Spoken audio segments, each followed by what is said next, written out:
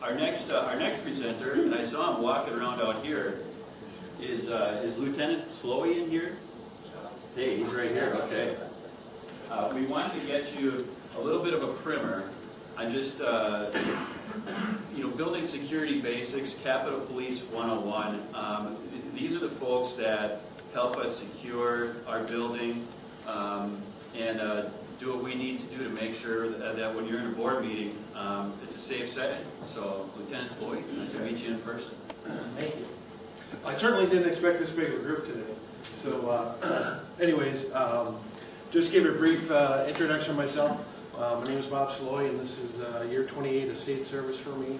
I spent 20 years with the Wisconsin Department of Justice Division of Criminal Investigation.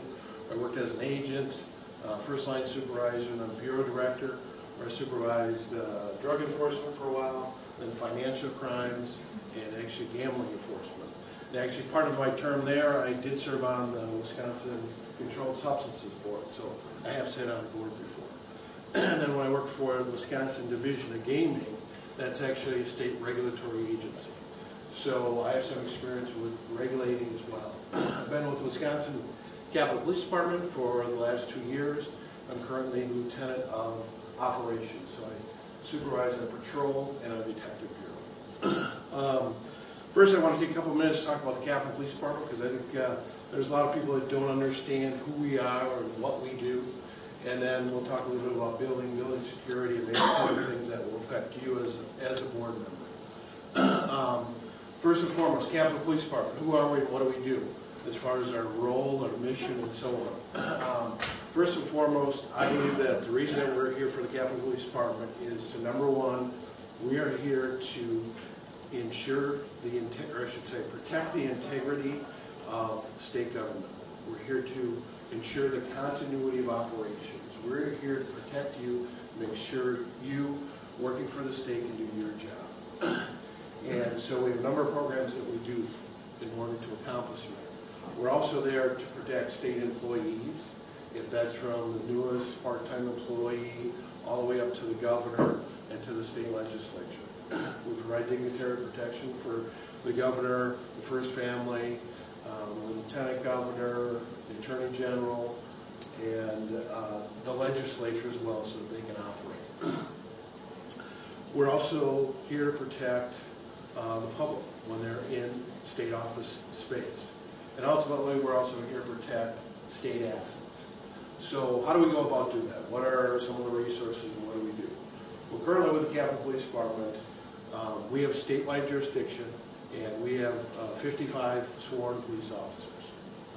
Primary areas of responsibility are in Milwaukee and Madison state office settings. In Milwaukee, we have a sergeant and 6 police officers, and they, again, provide law enforcement services to the state office buildings in Milwaukee and Waukesha County. Here in Madison, I'm a lieutenant of operations, so I supervise our patrol division, which have about 3 sergeants and about 30 officers that protect we have roughly 60 state office buildings just here in Madison. And then I also supervise our detective unit, which we have I have a sergeant and 3 detectives that do criminal investigations. And so we provide law enforcement services here in Madison to those 60 state office buildings. And so we respond to calls for medical service, for criminal investigations, for parking, for accidents, whatever it may be. And so we really provide those law enforcement services to those state office buildings, along with the state capitol, and also along with the governor's mansion. We provide 24 hours a day coverage out of the executive residence. And we also provide with our detective bureau, we do a variety of different things. We spend a lot of time doing threat investigations. If it's the governor, the legislature, or other state employees. For some reason, people like to threaten the state government. And so we do a lot of investigations with that. We also do criminal investigations dealing with embezzlement, theft, whatever it may be. So what are some of the things and why am I here today? I think part of it also is the fact that one of our newest initiatives is we're trying to implement kind of a community policing model to the state and to the Capitol Police. And so basically what we're doing is for the state office buildings, particularly the DOA owned and operated buildings here in Madison, we're assigning a police officer to the building to kind of do outreach, to meet with people in the building, to see what the issues are, and to work together. One of the things that happens out there, there was 60 state office buildings here, probably 25,000 people, daily shift, maybe we only have 2 or 3 officers at a time. So we obviously can't be everywhere, we can't do everything. One of the things that my chief of police teaches, he has an hour-and-a-half program on active shooter, and he does a very good job with that for state employees. And so if if you ever get an opportunity to attend that, that's outstanding training. And one of the things he talks about in that is the fact that we as police officers can't be everywhere. A lot of active shootings that have happened generally are done in 4 to 5 minutes. And there's just no way we're going to be there before this happens. And so we really need to form that good partnership so that people on the front lines, the people out there are eyes and ears, and really form a partnership to work together. With our community policing, we're trying to work with everybody in the buildings, and particularly too, work with security in that buildings. The state office buildings are kind of all over the map. Some of them are wide open, public building, people walk in and can go anywhere and do anything. We're really trying to get away from that and implement some security levels. Security here in this building is relatively tight. She even made me sign it. Go through the process, which is good. And that's what we like to see. Through our community police, we want to try and get all the state office buildings to a certain level of security.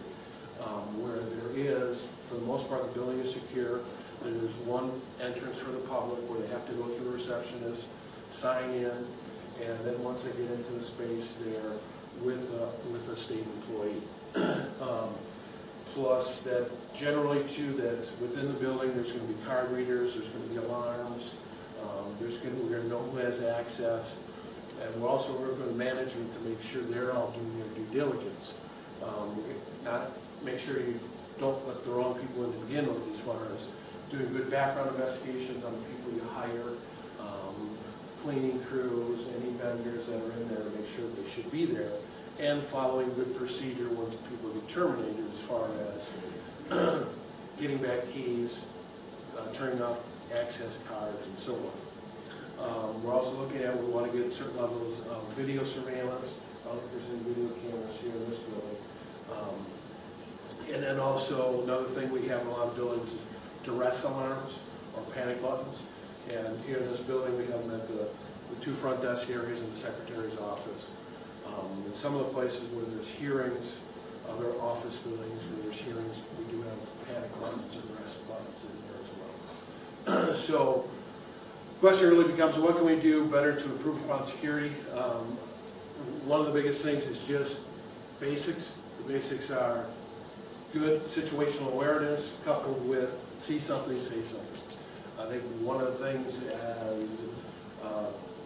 that we sometimes fail with is the fact that oftentimes people don't trust their own instincts. A lot of times we'll see things, we'll feel things, but we won't trust it. It's like, well, that was nothing, and we'll ignore it. And that's what we're asking you not to do. If something doesn't look right, it probably is not right. And just ask us to check out. One of the things we do at the Capitol Police, every day we do check people. We do check people where somebody thinks somebody's suspicious, someone doesn't look right, or an officer sees it themselves. And they go, just check on them, what are you doing, why are you here, they run their name. And many times it's not something, but oftentimes it is something. Or we regularly pick up people that have warrants, we regularly find people that have other problems that we have to deal with. So one of the things we're trying to do in the actual state office buildings is, and I'm not sure how well we're doing in this building here yet, initiative is that from the Secretary's office on down, trying to make sure when people are in the state office building, all state employees wear their state IDs, and that they monitor it, and that everybody that works there is responsible for what goes on, as far as we should all be monitoring each other to make sure people have their IDs and the right people are in the building.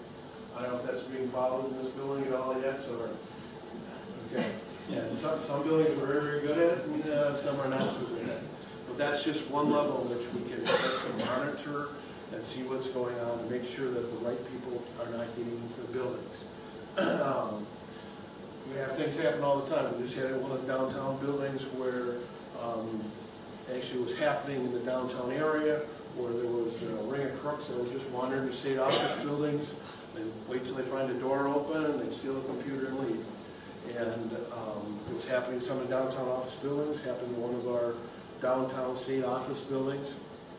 We ended up, that was a building, I thought they were getting pretty tight at looking at state IDs and monitoring it, and they had been, and they had cameras, but this guy just, someone went out a door and he went in, and he's wandering through the building, and later we end up with a suspect because the fact several people said, yeah, I saw this guy, and he looked kind of suspicious to me.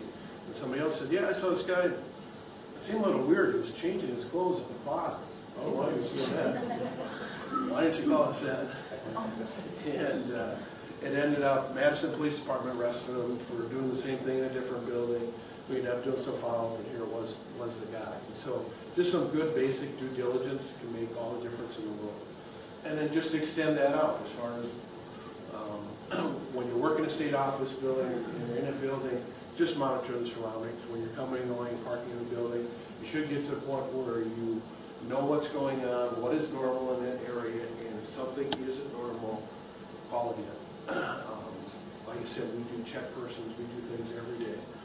One of the things that, and we don't see it as much out here, but particularly in downtown area, that we have to deal with the fact that right across the street from the Capitol, there is the homeless center, and there's 130 guys that stay there every night, and they get kicked out during the day, every day, and they need someplace to go. And we have to deal with them every day. And with that, they're there for a reason. They either have substance abuse or mental health problems.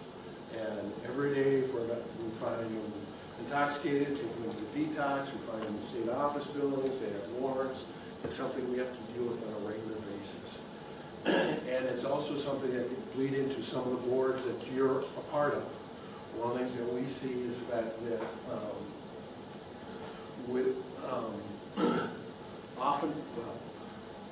one of the main reasons we end up dealing with people often is the fact that they have mental health problems. They have bad days. We had one day last week where in the Capitol we had 23 different committee meetings that the Senate and Assembly was going on in the Capitol. And we had 3 different incidents where we had to go and arrest people, and they all had mental health problems. And they just showed up in a committee meeting, started yelling and screaming. We had to go arrest them. They were not at all reasonable or rational, and we had to lock them up. And one of the issues we really struggle with in law enforcement is the fact that a lot of people we deal with have mental health problems, and unless they express a desire to hurt themselves or kill somebody else, you can't put them in for emergency detention. But there's a big gray area where people have problems that there's not many resources. And we're trying to partner up and get as many resources as we can for those 130 homeless guys that stay across the street. They all have unique problems that we have to deal with. So how can this affect you as a board and a board member? Well, as a board and a regulatory board, a lot of times you deal with licensing, or when you deal with regulating a lot of people. Well, within that group, you too can deal with people who have mental health problems, who have issues. Oftentimes, it may not even be obvious, but one of the things you will find is the fact that there will be people in which you have to deal with who are not following the rules. And no matter what you try and do, they will not follow the rules.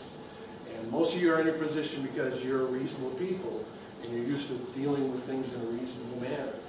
And you may be trying to deal with a particular issue or a particular person in that manner, and it may be difficult for you to understand at first, why is this person not following the rules? Why are they not doing it? I don't know if it's all mental health or what you want to say, but I do know that there are certain people that are not going to follow the rules, regardless of what you do. And so you eventually have to deal with them, revoke them, or whatever it may be. One of the things we see in the board meetings too is sometimes those same people show up for revocations or for hearings, and they're difficult human beings to deal with.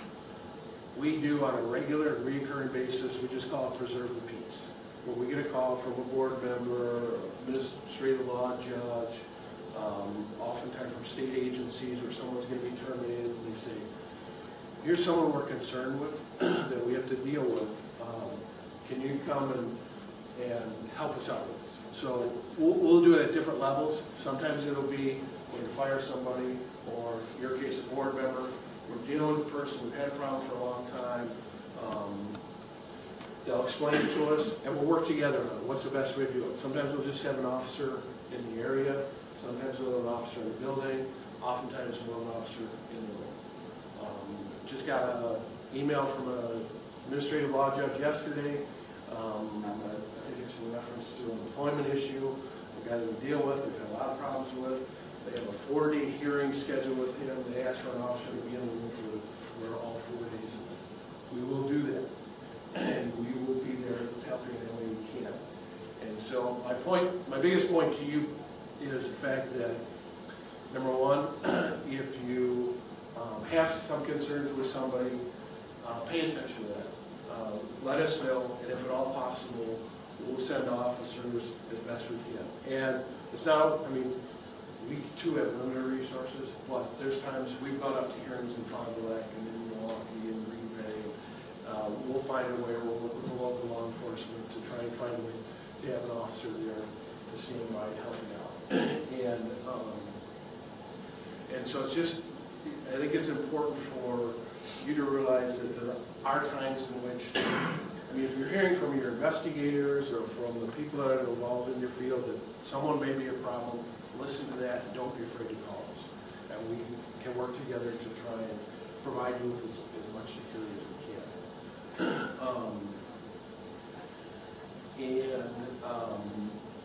And I guess, and just in very, very quick terms too, one of the other things my chief always talks about, he gives the active shooter training, which is an hour-and-a-half long class. A lot of it boils down to run, hide, fight. The basic premise of that is if you're in a meeting, or if you're, again, situational awareness, where are you at? If something goes sideways, what are the escape routes? Where can you go? If there's an active shooter, can you run and safely get out the door? If you can't, is there a place to hide? And ultimately, behind that, if you got nothing else and it comes through the door, don't just give up a flower. That's a whole other discussion for another day, but I thought I'd just throw that out there for you. And to main thing is to work together, see something, say something, work together in building security. We can't do it alone. We need everybody out there watching what's going on. If you ever suspect something isn't right, just give us a call. We'll check on it. And if you have problems with somebody that you feel maybe a problem at a hearing, give us a call and we'll show up.